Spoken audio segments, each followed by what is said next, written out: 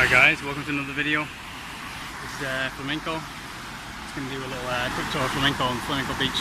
Just a quick warning, do not do what I'm doing. What I'm doing right now is really stupid. I'm holding my phone out in Flamenco, and this is probably the most dangerous area of Rio de Janeiro, especially down there where my camera is. That's where it's downtown. I just want to show you the beach. I've just arrived in Rio and taking part in some kickboxing competitions and lots of adventures. Back in Rio for adventure. So much to do in the beach life. But yeah, I'll show you the beach now. It's just up here. And I arrived here for the first time a year and a half ago. But I want to show you a quick story of where I got robbed at 4 o'clock in the morning. I mean, it should be safe now, but I'm just going to be really cautious. Really careful. It might take an extra few minutes actually, because Rio's huge. Like if I say I walk to the beach, it's going to take me much more than I thought I would be to get there. Yeah, we're just on the corner now, and head that way. Can't really see that map.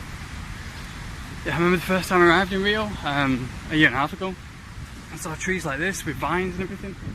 It's the first time I've ever seen trees like that from the jungle, and I immediately thought, oh, it's just like Tarzan. I can't wait to be like Pat Tarzan and fantasize about being Tarzan. But then I realised these are amateur trees compared to the huge ones on Sugarloaf and the botanical gardens and everything. See if we can walk through here. Yeah, this isn't really the topic of this video. I didn't really plan this video. I just got on my phone. Now I'm on my way to. I've just arrived by coach. There's a good rainbow. Yeah, when it rains, Rio's just finished raining. When it rains, it really rains. Sometimes it rains for 2 days, but this just rained for just like 5 minutes. But you had a storm and everything, and it was really drenching. Even 5 minutes, you look at all these puddles. But yeah, it takes ages to walk to places. You might just think, oh no, I just arrived, I'm just going to go to the beach straight away. Yeah, it might take like 5 hours to get there.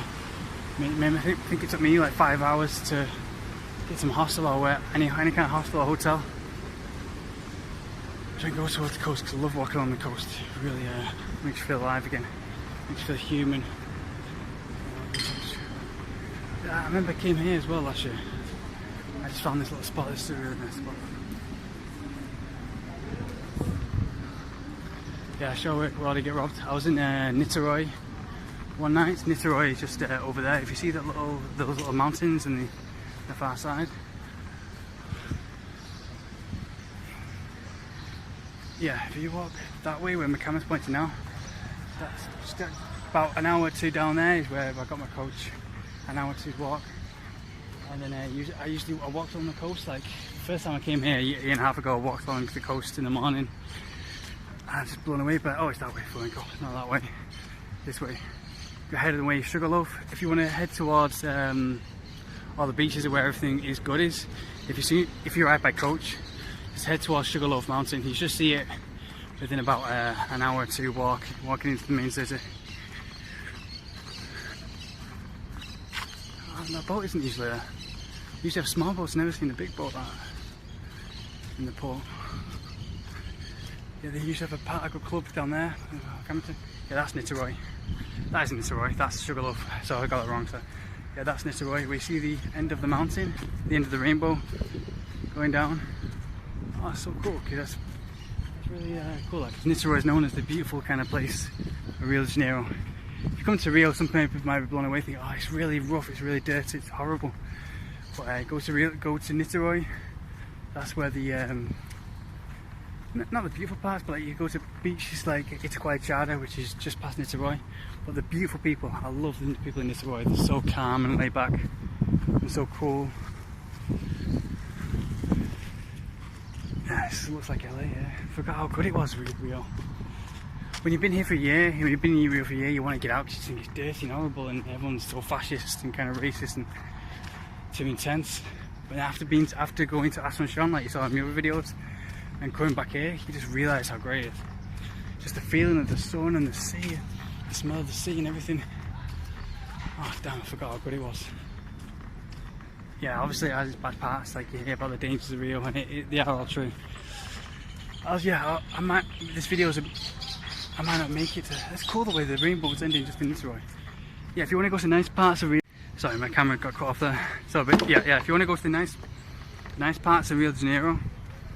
If you get here and you just think, oh, it's dirty, it's really horrible, and everyone's really intense and fascist, because it is becoming a bit fascist city. All you hear is karaoke this, that, which is the name of Brazilians. They're a bit too proud of being karaoke, yeah.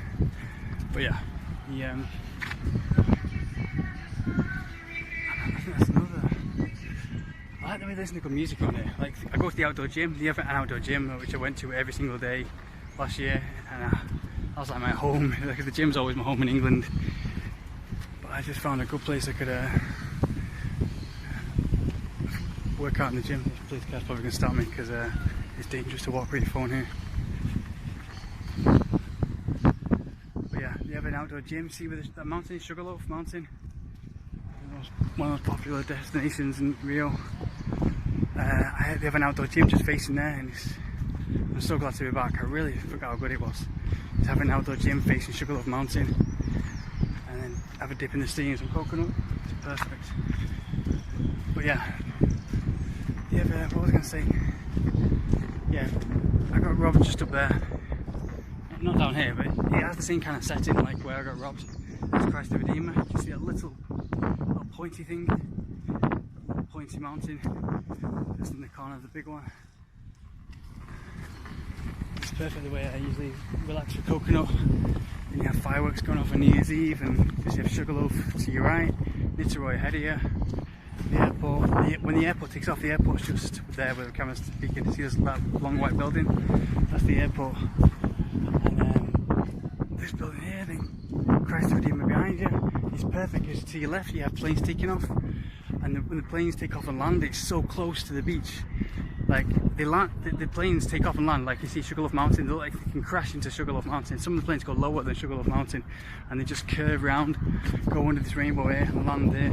Like the planes take off here and land here, and they're just so close to the water. And they have a ferry over to Niterói there, and it's so great getting a ferry on the roof, because then you go on the roof of the ferry and the planes are like right above your head. You feel like you can jump up and down almost just playing the whole arms. So it's kind of exaggerating. Yeah, first time I arrived here, it was very LA style, because I found a bicycle roundabout here. I thought, oh, great, I could use a bike. I thought someone left it there, no one needed it. But I started to ride away with it, and then I realised it was a police bike, and the policeman stopped me.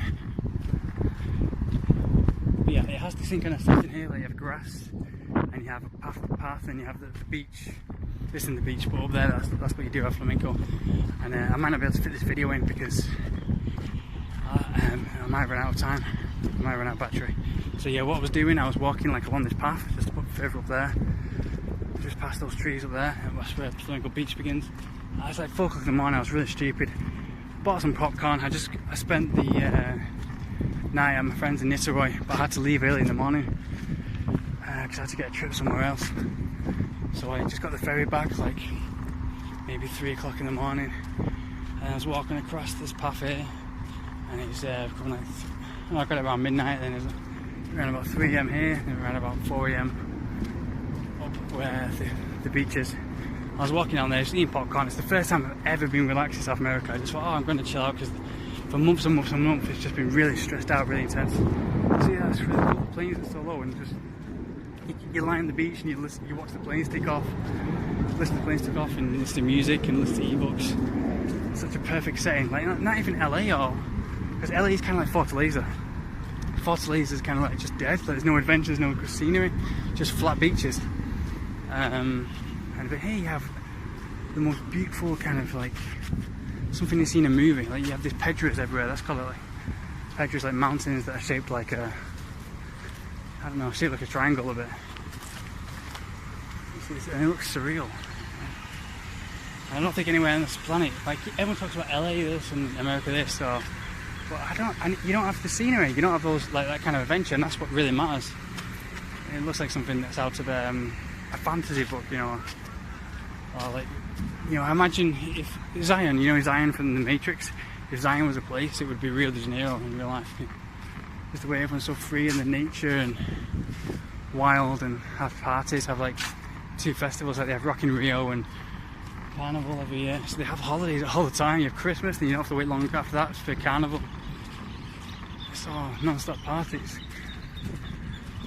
Oh, I always say this, why did they leave? Why did they leave to go to Asunción? I think I might like Buenos Aires now, because when I was in Asunción, when I first arrived in Rio, I didn't like it. I hated it. I thought it was really dirty, really disgusting, too intense. And I wanted to go straight back to Buenos Aires. I thought Buenos Aires was bad when I first arrived. I think now, after being to Asunción, Bolivia, and the places I don't like, even Fortaleza, Fortaleza was alright though. I think I might like Buenos Aires if we go back there. I think I'll love it. Yeah, I think I spent a year in Rio, then I went back to Buenos Aires. Oh, it's really nice to be back in Buenos Aires, just to chill. But you do get a bit sick of the city life. You want some nature, and, to feel peaceful, and but that's such beautiful out there with the rainbows over the scenery, over Niterói. Yeah, anyway, so as I said, I was walking down here at 4 AM, just up the beach over there, pitch black. I was walking, just first time I've ever been relaxed.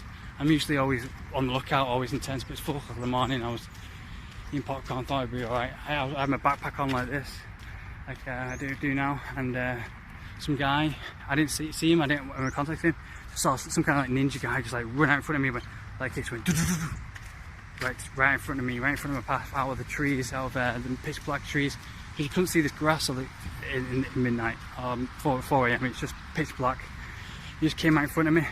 It went and I went, oh, no fala Portuguese, no fala Portuguese. I didn't think he was trying to rob me first. Like, I mean, it didn't hit me because I was just so laid back, and just don't ever be laid back. It's the one time you be laid back and then something happens. And he went telefono, you know, say your lad telephone. So I dropped my bag, and both bags aside. Oh no, then he took out machete. That's what made me drop my bags. He took out machete right out of his pants. And I just immediately saw the big machete. I just put both my bags to my side, walked to the floor, and I went telephone. I pointed in my bag to try and look for telephone. Put his hand in his bag, found my telephone, found my laptop, and just picked up the bag and just ran away. And then I really regretted it, because I was stuck here in Rio for like a year then, because 3 months more, because I had my passport in my bag. And I remember shouting after him, oh, passaporte, necesito passport. I didn't give a shit about my clothes, or my laptop, or my bag, or my phone. That's replaceable, but my laptop, my passport, that's really ticked me off. The passport, then I was stuck in Rio for 3 months more, doing the back and forth thing with the consulate, because the consulate in England, in Rio for England, is just absolute crap. And especially the consulate in England, because they say, oh no, we're going to take our time, it's going to take a month to go back and forth for the paperwork, you're going to have to do this, you're going to have to get money in it, you're going to have to, it's just so much back and forth bullshit. And yeah, it took like 3 months to finally get a new passport. But I kind of liked it. If you're stuck anywhere, Rio's a place to be, because the nature and the real life. I mean, other cities, you need to be business-like, you need to be in a suit and all that bullshit, and have a nice car and all this kind of stuff, and it just pollutes you, and you have to be surrounded by pollution. Here you're just surrounded by nature, and that's why none of the girls wear makeup here, because they have natural, real skin, because of the nature, the sea, the sun. Well, the cities, you just feel, even in Asunción, you feel just kind of sick. I mean, that's what society. That's what I was saying in the other videos. Society and those kind of cities, they just kill you, and you just wake up, and you just feel like going back to sleep again. You just feel like being sick, and you just, even in Asunción, I woke up and I was in my hotel room. I just felt like laying in bed and just sick, and just just from the city life, the city food, the city pollution. There's no drive. There's no life there, and this is real life that comes from nature, the sea, the trees, and the air, the waterfalls, the mountains, and that's real adventure, that's real adrenaline that's given to us. It's like our little playground, and that's what real life comes from. New adventures like that. Everything else is just kind of pointless. Everyone's chasing money for the same shit, and no one's ever fulfilled doing that. Because if you just look at people chasing that kind of stuff, and they're never fulfilled, because they realise they're never going to be the best, because everyone's, if you're the best, and you're the best for like a split second, because then the next one gets more money, and then you spend it all, and then you realise it's all one big transaction. So there's no, even sex, if you try and get money to try and get sex, and you realise it's not really sex because it's just one big transaction. And it doesn't, you know, that takes the energy out of it, that takes the life and the fire and the sexiness and the passion out of it, you know? So you don't get an erection with it. It's just, I know that because I've been there. I did go to red light district when I was working in Holland for 16 months. I was working labour work, trying to get some life experience. My first job working travel abroad, finally giving me spirit and my energy and my courage to work, travel the world. That was like 2002, no, sorry, 2012 and 2002, 2011 to 2012, and yeah, 2004 to 13. I went back and forth, but yeah, what am I gonna say? Don't worry guys, there's no snakes or spiders there. Yeah, this is when I first saw this, I thought, wow, look at the vines in the tree. But this is just the beginning. If you go up Sugarloaf Mountain, you see, I think here's where I've got to be careful. Because they have police everywhere, they have military police everywhere, but usually they won't do anything. I'm not sure, if they see someone rob something, they might not do anything, they might just, because they don't really care about foreigners, it's like your own fault, which is understandable. I've got robbed twice, and once with a knife, the second with a pistol. With a pistol, a gun. Because I was walking, I met a girl online, a red-headed girl from Ipanema. The song, The Girl from Ipanema. I can see why they got that song, The Girl from Ipanema, because girls in Ipanema are probably the nicest in Rio. Barra Tijuca, Nisaroi, and Ipanema, they're nicest for the girls. But they're not great. I mean, I'm into slim girls. And every place I go to, you get the big bum kind of dirty looking kind of but I know people online and they say, oh, they love those type of girls. They love girls with big bums and the big breasts and huge breasts and huge bodies. Even Brazilian here, I got a Brazilian friend here, he loves the big bodies. I'm more into the tight kind of slim bodies. You know, they kind of look classy in like skirts and everything. Obviously they've got to look classy because you don't look dirty. Like some of them are the more slimmer in Fortaleza for some reason. Fortaleza has lots of slim girls, but they're not a bit trashy looking. Like my friend says, they look like street rats. That's the majority in the stereotype, but you still get it someplace. Yeah, here's heading towards the beach. Yeah, I started walking down here on the beach. I think I got robbed just about up there, someplace up there, but that's where I ran out from the trees. I think we should be okay. Yeah, I'm looking around now, I can't see anyone. And there's lots of people on the beach. There's actually no one. I could only see spotlights. I couldn't see the beach. I couldn't see the trees. This was just all pitch black. All I could see was the path lit from the spotlights. I had to like kind of walk fast to each spotlight. Yeah, I was going to talk. I think I've started like 16 different stories in this video, and I've just cut off each one. This is just a chill walk, isn't it? I forgot how big it was. I thought Flamenco Beach was small. Yeah, Flamenco Beach is not known as the nice beach. Tourists don't come here. You see like one or two families here, you know, usually just hanging out playing football. You see it playing there, it's lower than Sugarloaf. That's what I love about Rio. You just go to the beach, go to the gym, and watch planes go over with some music, watch a movie on Netflix, get pizza, watch planes take off. I said that when I first arrived here. I said, this is my life. I'm just going to work out at the gym, train there, and go on adventures every day, and then come back here to the beach, relax on the beach and watch fireworks behind Christ the Redeemer, listen to music, watch Netflix, and have pizza with a mate or a girlfriend. Yeah, you just have a ferry just below there. You can see a ferry. Yeah, you can see the ferry there. I think it's crossing now. I can't see it. It's like so close.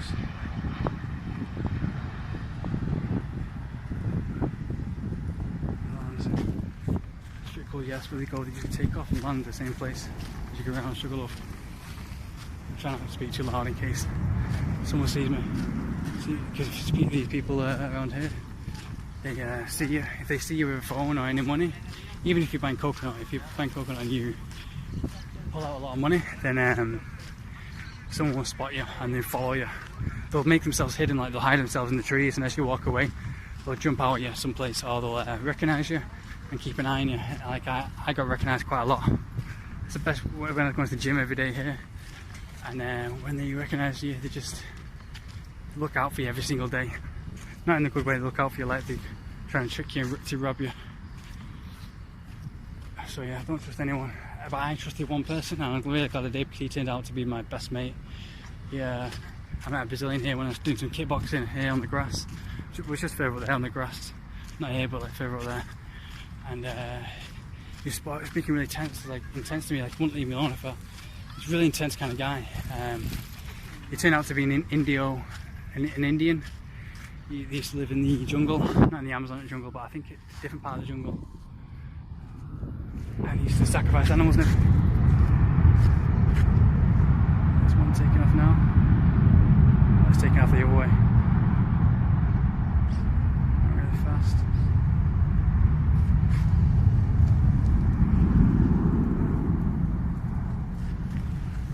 Yeah, it's so cool, and they have the fireworks going off behind you as well with there's another plane. There's have helicopters as well around Sugarloaf. Yeah, when I first arrived here, I've not finished that story as well. I've started another story, but yeah, anyways. When I first arrived here a year and a half ago, I saw someone near the port where we just were, and he kind of stopped me. It was like 6 o'clock in the morning, and he's this nice guy who, he said he's usually there. He comes there every morning just to walk by the beach, and I can see why, because it's perfect. Even just walking by it, it's good exercise, it's healthy for you, everything. And he ended up walking with me and talking and talking and talking. He sounded a bit, no offence, but kind of